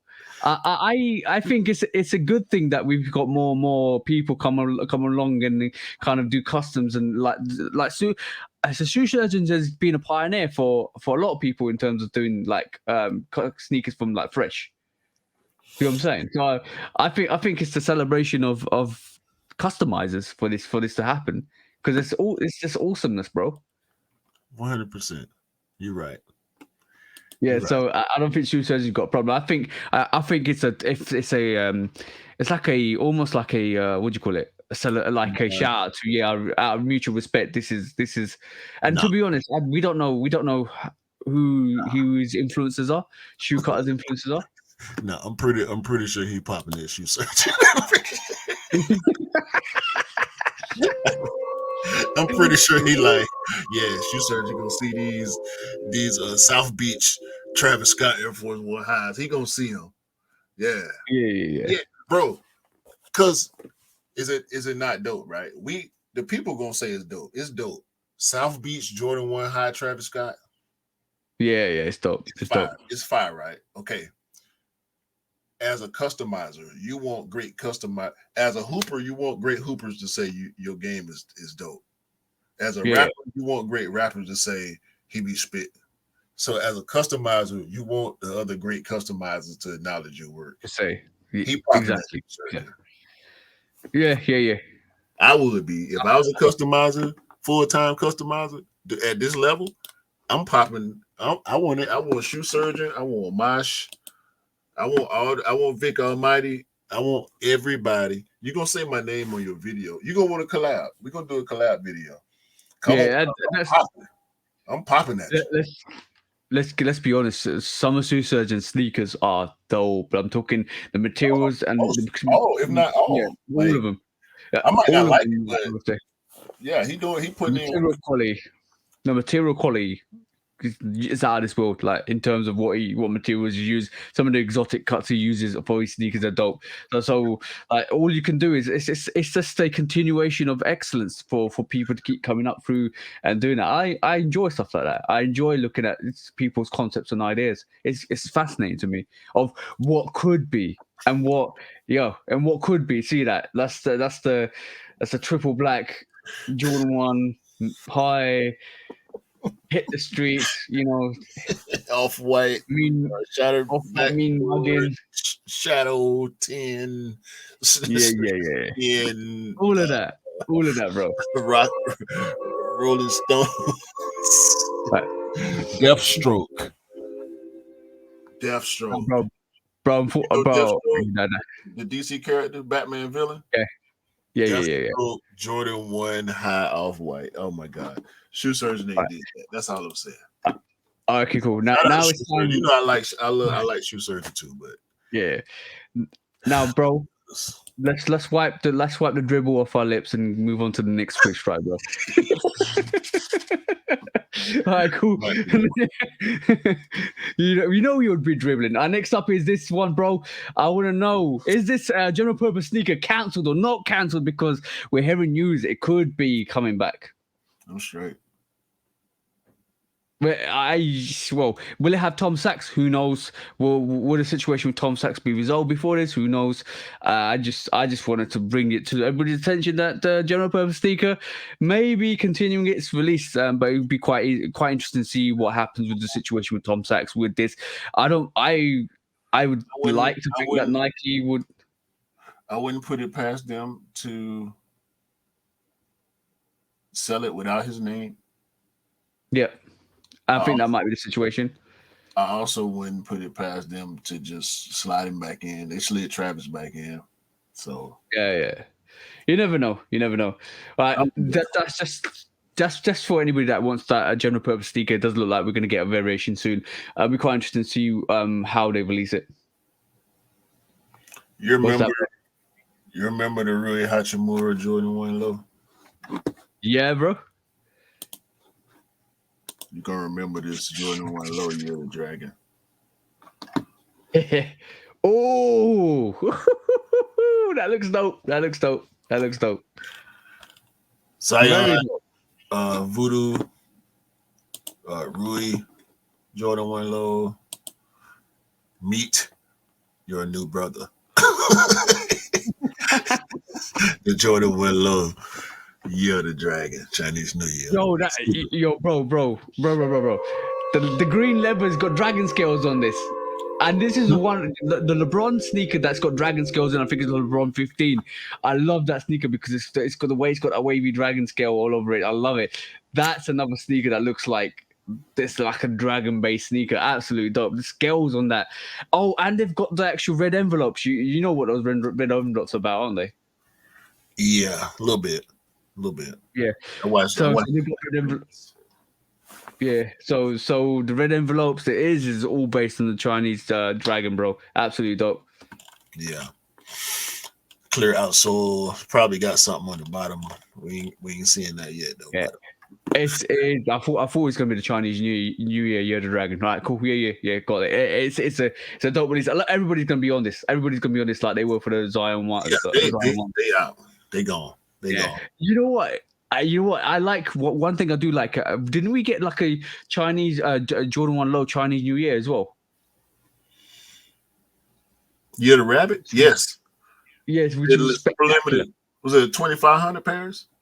Yeah. We had that. Then we had I think the Year of the Rabbit, and I think that came out, but that came out really limited as well. We had dunks. It was a couple pair of Air Max too. Yeah, as well. And then we got the Zion. I ain't seen or heard nothing about none of them shoes, bro. No, they were. I wanted the 23s. I wanted the 23s. And Rico Red said he had a plug. He got a plug in Manila, bro. And he got the shoe for retail because they were sitting over there. He got it for retail. He got it shipped over here, and he had 2 pairs. And we wear the same size. He's same size as us, bro. He sold one of them to somebody else. He said he had them for a while, but he sold them to somebody. I never knew. What sells over here don't sell over there. Trust me, sometimes that's the situation, bro. He had 2 pairs, and he sat on one of them for a while, and he eventually got rid of it. I would have had it for retail, bro. Sheesh. And I know. I ain't know till we taught that sneaker con. I'm like, bro. It's amazing that they are actually producing some really good Jordan 1 Lows like Zions. Who actually got this Rui Jordan 1 Low Airs. Year of the Dragon is crazy, bro. Crazy. Talking about one production. Never forget. Don't sleep on Cool Kai. Okay. Yeah. Bro, I ain't playing, boy. Can I say I know where that inspiration came from? Say it. The Adidas Forum Highs. Remember a couple of years back they did these almost like these wax Jordan like Forum Highs with the same colors? No. Vaguely. Yeah. Yep. However, you remember the pastel Jordan ones, the women's ones? Yep. I remember those too. Remember when people was dip dyeing? I still want. That's why I wish I had 2 pair of Union ones because I would dip dye one of them to end up looking like this. That was the idea I had for the Union ones. I ain't even researched Union 1 customs too. I got to start looking for that now. It's been long enough. But yeah, bro. And bro, I'm gonna show you now. I'm gonna show you what I meant. Tie dye, but I'm gonna show you what I meant, bro. Right this moment. Yeah. I see. That's what I mean, bro. That's different. I know it's different, but there's very subtle differences between them. But like, you can't tell me that's not where some of the inspiration came from. Possibly, God did it better. Yeah, I'm not denying that. I'm not. No. I ain't arguing. I'm just saying I think Kai did it better. I don't like the. You know what this is though. See, you saying Kai got this from Adidas, right? When did Adidas do this? Yeah. This was a couple of years back. Jeremy Scott. You ever heard of a Jordan 1 pack called Gatorade? Yeah, I know the Great Red Pack. Yeah, that was before the Adidas did that. So there you Yeah, go. inspiration comes from everywhere, bro. But it's really good to see. It's really really good to see. But yeah, Kai did it better, definitely. I think it's more. I think it's more akin to the customizers dip dying white Air Force Ones. Yeah, yeah. I, So let's switch right, bro. hold on. Right quick. Where is it? Here we go. I went done with Kai because you think he playing. He's not playing. I think Kai, yeah, I think Kai playing. Ninja Turtle Jordan ones. Air Kai's. Not, Oh, I mean Air Kai. Sorry. yeah, Ninja Turtles, all four. Raphael, Donatello, Leonardo, and Michelangelo. Michelangelo. What one's your best one, bro? I think I like the Donatellos. Donatello was always my favorite turtle on the low because he was always the smart one. Yeah, Donatello I like. rarely got in trouble by himself. Ralph always get in trouble by himself. Mike always get in trouble by himself. Raph and Leo always arguing with each other because Leo was too hard headed and he always wanted to be the leader, so he wanted to boss Raph around, even though Raph was a free spirit and he just loved to fight. Like Raph was always down for the game, you know what I mean? He wanted the brothers like Raph, you ain't doing nothing without Raph being involved. Raph gonna be the first one to pop out. Let him look crazy, bro. I'm gonna stab him. I'm telling you, soon he look crazy, I'm on him, bro. And Leo be like, nah, Ralph, you gotta chill. You gotta chill. Sometimes we can, nah, bro, nah. I'm gonna poke him in the neck, bro. Soon he look stupid at me. I'm telling you, bro. I'm on him. You know what I'm saying? Ralph was outside too. You know, Ralph was outside doing his vigilante thing. You know what I mean? Yeah. But Donatello was always chill. He was always up to some creative. You know what I'm saying? So I related to Donatello a lot. Like he was the one always breaking up the fights. He was the one always, talking sense to the rest of the game. So Yeah. My favorite one is Raphael. Raphael's he's fired up, bro. Yeah, my favorite one is Raphael. I liked his weapons that he used as well. Absolutely dope. Yeah. But yeah, next week's right. Give us the information about the mystery box. The situation with you said it's got a release date, and give us a bit of a background on it. What you talking about? The mystery box. Mystery box. Yeah, or was it mischief box? One or two. No, the mystery box, bro. We already talked about that. Oh, I don't know why I've got mischief. Oh, okay, that's my bad. Mystery box, mischief box. That's confusing. I think I misheard you. Then, all right. Then let's talk about the CEO, bro. Let's talk about the Adidas CEO saying that Kanye West is not a bad person. What's your thoughts on that, bro? That don't surprise me. I feel like that was kind of the general consensus about the whole situation. Like it wasn't good for them to part ways with him. They didn't want to part ways. Shall we ever listen to what he actually said? I guess. I don't think we can hear it. But it says Bjorn Gordon basically says that the band had to split with Kanye West. I don't think he meant to say what he said, but I don't think he was a bad person. So I think that's what he said. I think it's some kind of retrospective to indication to that. He was saying they had to split because of the circumstance of what he said, but I don't feel like he meant what he said. But it was just in the occasion he got heated, possibly got riled up, and he said it without meaning what he said. I don't think he understood what he meant to say, and maybe just giving them a bit of relief to say, well, okay, cool. I know Kanye said what he said, but he's really not a bad person in general. But that's what I get from his that's what I get from it. Whatever, bro.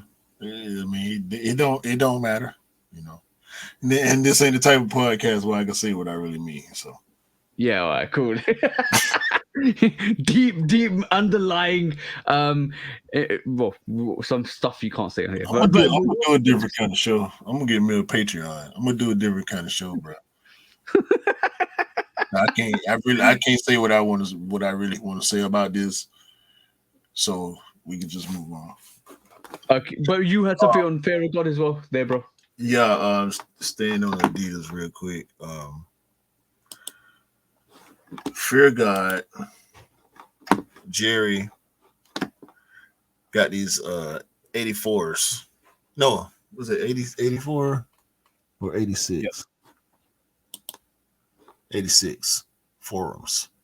Fear of God with the Fear of God outsole. They look how you would expect a Fear of God forum to look. I ain't mad at him. Because when I see him wearing his stuff, he always makes it look good to me. You know what I'm saying? Yeah. Like I don't really vibe with his stuff too tough. But when you see him wearing it, it's understandable. You know what I'm saying? Like if you see him and his wife moving around, and she got on the white pair of the 86s. He got on the pair of the basketballs that we saw. That people were calling samples, the ones with the stripes on the toe. His ain't got stripes on the toe. So and they been moving, bro. I didn't know how much stuff he was doing with Y3. Yeah. I thought he was just chilling on his stuff, putting his stuff together behind the scenes.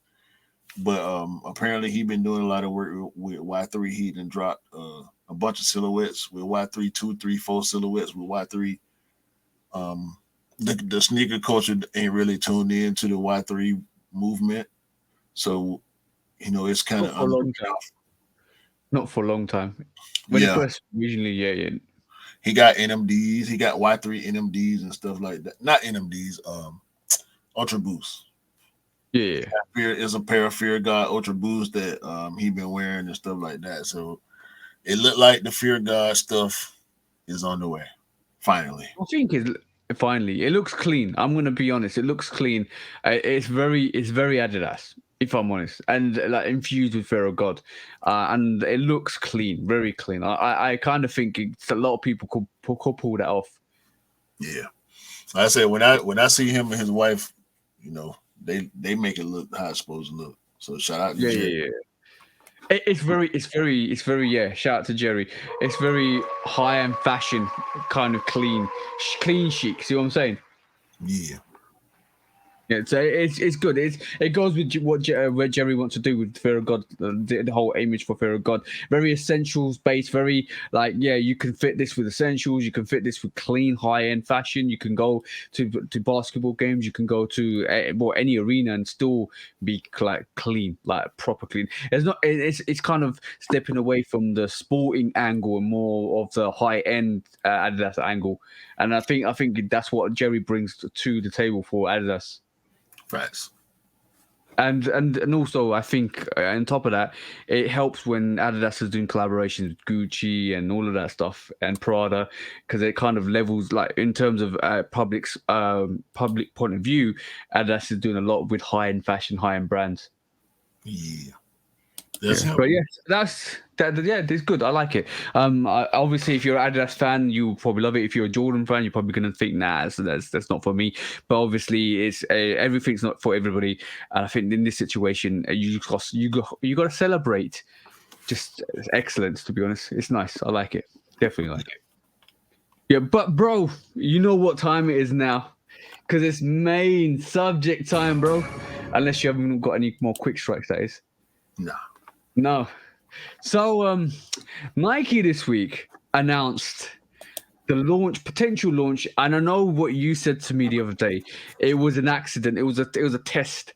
But Nike recently announced the launch of their what since 2021, which what's rumors have actually dictated the restoration, which they're undertaking in the States, and that was all local based, Nike town based, and all of that stuff, or Nike hard store based, where you have to go into the store and actually kind of find these deals. But now they're launching their restoration website. Mm-hmm. And with that, we saw a sneak leak of some of the prices, which were 50% on the retail prices. Apparently, it was a test site, a test sample.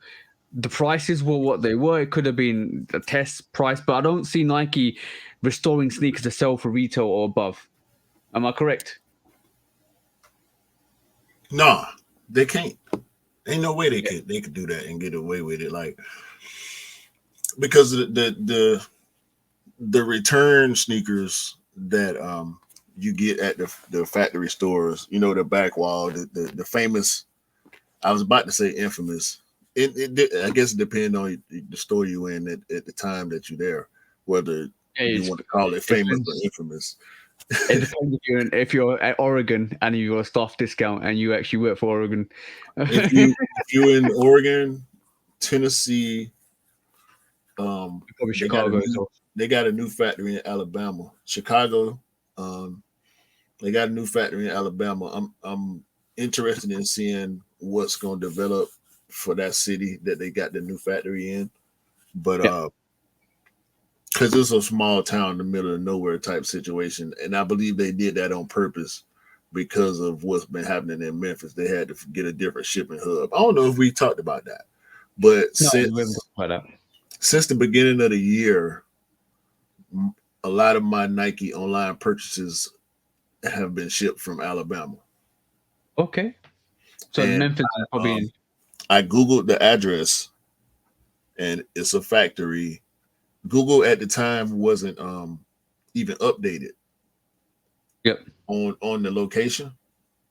They had it on the map. It was there on the map. Like you can Google it and see the physical address and all that. But you know, when you click on to see images, it was a empty field and the beginning of the construction of this shipping hub that they got. Like you could see, you know, that they were starting to build something there. And when you do the 360 view and spin it around, ain't nothing else around, bro. No other businesses, no houses, no nothing. It's just a 2-lane road and nothing else around. All right, so I'm expecting military barracks. I'm expecting ID checks. I'm expecting all the tobacco. Area 52 for Nike, bro. It's in the middle. It's in the middle of nowhere. So you ain't got no other reason to be there than to be going Nike, over there. Bro. Area 50 Nike. Ain't nowhere to hide. Ain't nowhere to duck off at. Ain't nowhere to try to look inconspicuous. You ain't got no other reason to be over here. If you're not coming inside this building, you have no reason to stop here. Yo, bro, there's literally Area 50 Nike where you have to have a pass to get in, and literally make sure you're gonna have barracks there. You're gonna have a whole Nike army there. You're gonna make sure that nobody comes in and out. Nobody's gonna steal from it. Only delivery vans come in it, and all the delivery vans have got actual special IDs to get in it, and fingerprints and eye scans and all of that stuff. Yo, bro, that's a military base, bro. Nobody's stealing nothing from here, bro. Only official Nike employees like me can get in there. QX for Nike. There you have it, exclusive. The plug. Q is the plug now. Come on, bro. You know I'm unofficially Nike employee. Anyway, but you know, Area 50 Nike. That's the one. Yeah, I know already, bro. That's the one. I got something for that too. So the whole move towards being able to do the back wall online. Yeah, the whole refurbishment program. Remember, we saw the Cool Gray 11s, right? The one guy had a pair of Cool Gray 11s, so he got them off the back wall at a Nike store. It's only 15 stores in the US only that are having the refurbished shoes. So if you're lucky enough to live around, you know, one of them stores and get one of them pairs, great, right? He said he paid what, $125 or $150 for them or something like that. That's a $225 release after tax. At least $240 is what you're gonna be paying. So he paid almost 50% off, if not 50% off, somewhere in that range. So they've been doing it. We was hoping as sneakerheads, I'm pretty sure you and me both if we weren't even interested, we were hopeful for other people, other sneakerheads that are interested, they're gonna be able to get their hands on some of this stuff. Yeah. We know the resale aspect is gonna come in and muck it up. We're gonna talk about that. Let's just talk about the sneakers at the moment, the releases. What I'm doing as we speak at the moment, I'm actually trying to work out what the actual resale on a V&DS pair of those Jordan 11 Cool Grays are, because that's the retrospect, and the only way to find out is if you go into GOAT. So how much does a V&DS pair of Jordan 11 Cool Grays go for? And is the pair from Nike almost brand new? So what level is it? Is it 5 out of 10, 7 out of 10, 9 out of 10? That pair of Cool Grays that dude had on that reel looked like a 9.5 or 10 to me. They look brand new. Okay, so they restore it almost brand new and then literally give it to you for half the price. Pretty much. But this is a real thing. Let me explain to y'all something. Yeah. As a sneakerhead, sometimes I just open apps and just do stuff for I'm laying in the bed, you know, on my way to sleep or whatever, and I'm just on Nike. I'm on Nike ID. I'm making customs that I'm not gonna buy. I'm in. Remember the one time? What you normally do? Remember one time I went down a rabbit hole on tennis court sneakers, and I saw all these dope looking court sneakers. They look like Kobe's and this and that, and you know I'm trying to see if I can do them on Nike ID and all, how much and they selling out and all. So I'm looking all over the place. I got the Terror Squads, right? And I've chatted, like I've tried to get research from Nike about certain stuff on the app, right? I go to the chat with the experts, and I just be talking to these Nike people sometimes. You know what I'm saying? Okay. So the Terror Squads, it was a little delivery situation with the Terror Squad ones, Air Force Ones. So I go to the chat with the experts, right? I just want to let them know FedEx over here fumbling the bag. So before my delivery, you know, end up not coming or whatever the case is, I just want y'all to know, because it was out for delivery for 2 days. Normally when something's out for delivery, you're going to get it that day, right? But it was out for delivery for 2 days before it actually came. So, you know, I hit Nike, let them know, hey, you know, something going on with package, blah, blah, blah. Mm-hmm. So I'm chatting. The package ended up showing up while I was on the chat. Yep. So I'm like, okay, cool. You know, is it here? I appreciate it. Whatever. As the expert Nike correspondent ends the chat, this is what they tell me. Before we close this conversation, tap the link below, share, blah, blah, blah, blah, blah, right?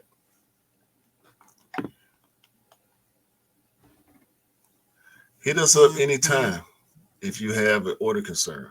Always here to help and sort style, size, blah, blah, blah, blah, blah, blah. Have a wonderful day. Yeah. All this obligatory stuff, right?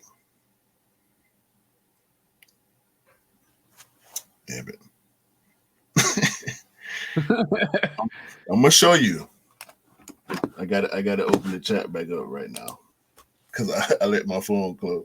I'm gonna show you exactly what this Nike expert told me on screen. Zoom in on that. Always remember, we have an amazing 60-day return policy in which you can actually wear the product and return them, no questions asked.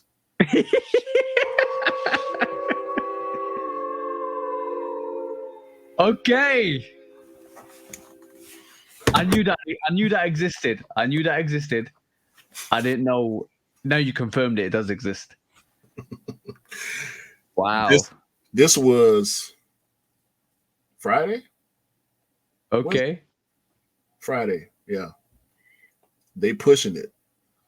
Wear that shoe for a month and a half and send it back, please. Yeah, we still, yeah, We can sell it we'll again. refurbish it. We We'll gonna sell refurbish it this weekend again. Yeah, exactly. We gonna sell it again. You better wear it though. You gotta wear it first though. I wonder how many people. That's like the age old thing that some people do to be kind of savvy. Something like it's probably not the best thing to do ever. Is to wear stuff and then kind of take it back to the store once, like for an event. You stay on trend like that. The Yeah. sneakerheads, the type of sneakerheads that buy the shoe and wear it the same day and wear it all week, and then when the next one come out, they're gonna buy that one and wear that one. And you know, the old stuff don't matter to them. The sneakerheads that are unlike us, where they only care about. I mean, if you want to call them sneakerheads, I don't necessarily call them sneakerheads. They just trendy people. Yeah. You know, they just like to stay fresh, which is fine. You know, it ain't a knock. But the people that they just want the new Jordans, they don't know the nickname, they don't know the story, they don't know none of that. Yeah. They just want the new Jordans. Those type of people, they gonna be supplying. Hopefully, I think that's what Nike going for those type of people to supply this refurbishment program. Yeah, but then Nike has to. the Nike's going to give them the money back, though. Huh? Nike's going to give them the money back for the sneaker, though. That's the thing. It doesn't really kind of make it. Yeah, but it doesn't make it really effective for them, really, does it? I don't know, bro. I mean, to be honest, they're losing out on a retail sale and giving it for 50% the discount. Because if you really think about it, like if I buy a pair of Jordans for £200 and then I wear them for 45 days and I send them back, and then like literally they have to pay me back the £200 that I spent, and then I actually have to try and sell that for £100. I can understand what you're getting at, but they're losing money if that's the case. It's goodwill towards men.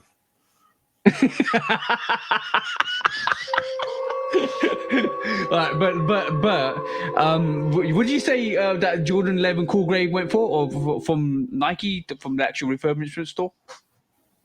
Say that again. What was the price that was it one of the bros picked up the actual Cool Grey for 11s from the? I think dude said 150, man. I think he said 120, 125 or 150, something like that.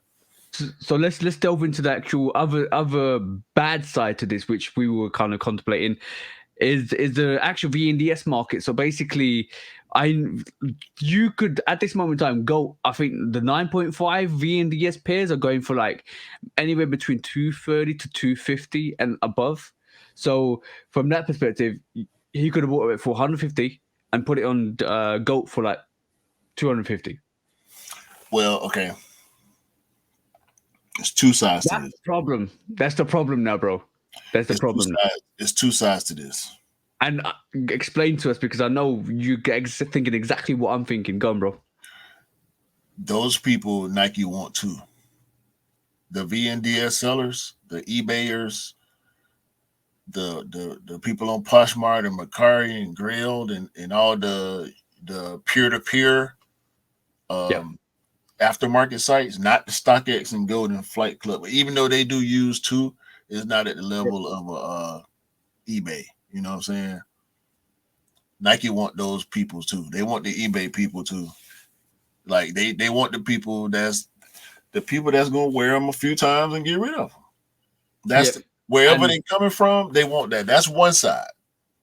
Yep, that's one side. Easy sell though. It's an easy sell for them because people pick it up. It is. The other side is, are they really trying to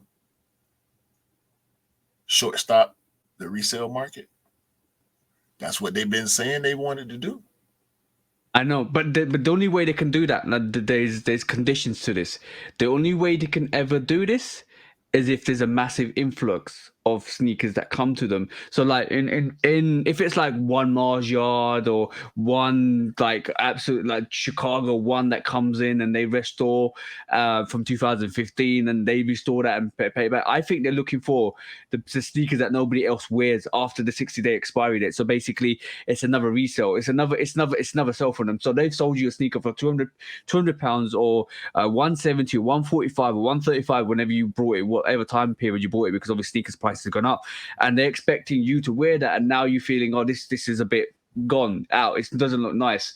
I think this is, I was going to throw this out, and then you give it to Nike instead and they restore it and sell it again. That's sold the sneaker twice to the public. So that's what they're looking for, I think, to kind of accelerate more, generate more sales, is in terms of refurbishing from themselves to get into that market. But then, obviously, they know it's gonna be an easy sell, bro, because people that actually get that sneaker, they realize, oh yeah, I'm gonna buy that, and then I'll either wear it or I'm gonna sell it on Go. That's the easy sell.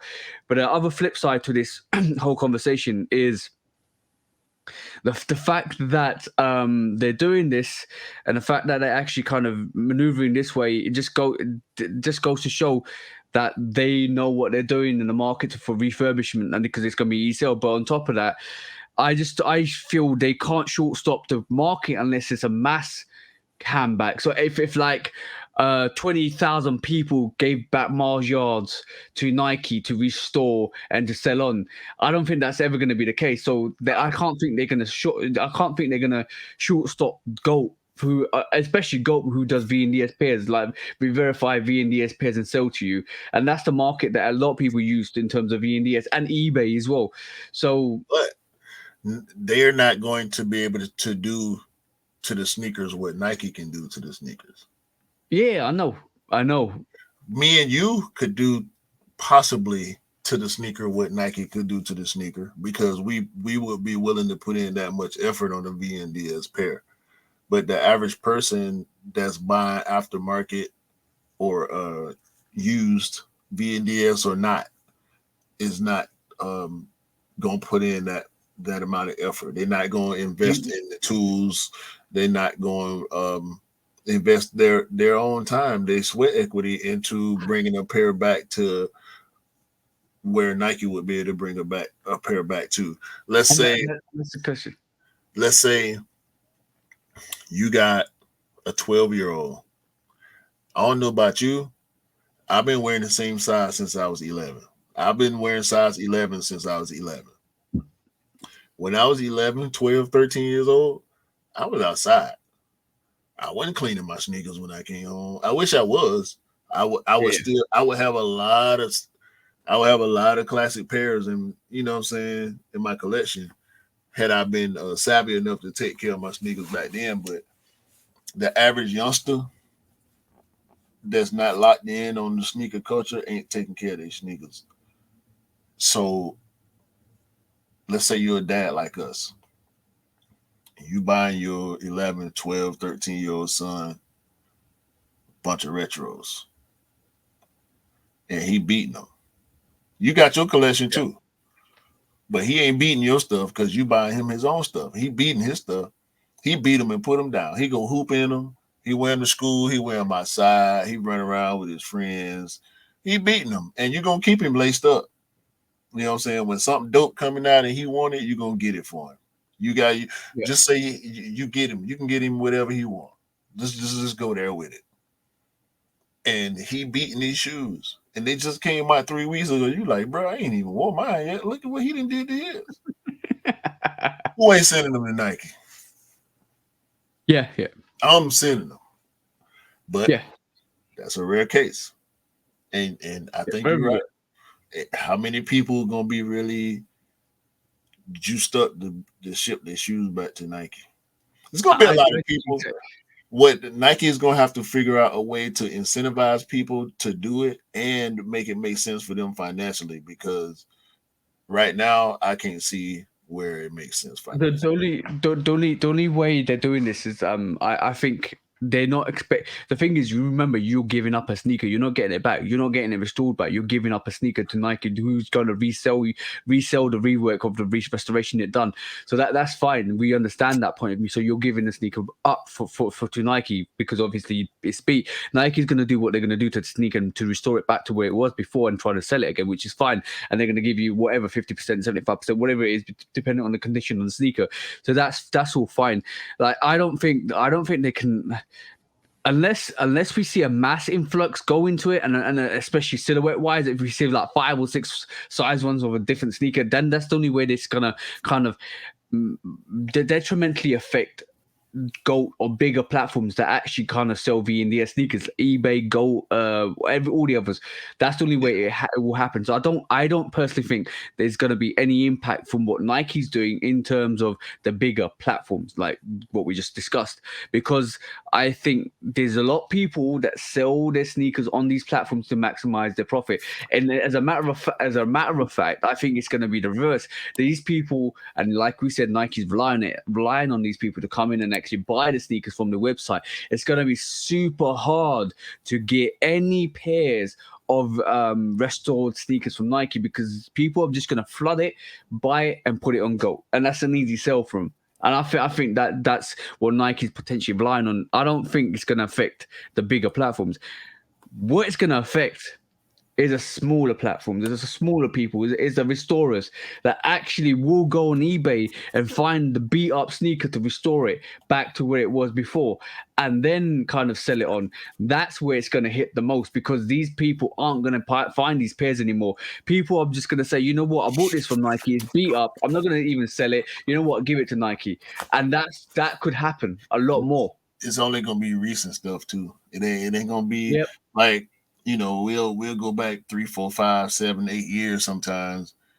That's not going to be what Nike is doing. They could, but I think that would be a bigger investment in that program. They're not doing that. They only taking 60 days, 60-day return. Like Nike do 2-year warranties. Like you can pop an Air Bubble a year and a half in and get an exchange, or you know what I mean, get a voucher, you know what I mean? Get a. Do Nike buy these pairs off you? That's the question. Do you give them in, or do Nike buy the pairs off you? We're gonna see. But that website popping up there, and the fact that we have seen people that actually have access to these 15 stores, wherever they at, that's doing it. The back wall is coming online, bro. Yeah, exactly. And you know what? It's beautiful the way they actually execute it with the Mars Yard sneaker.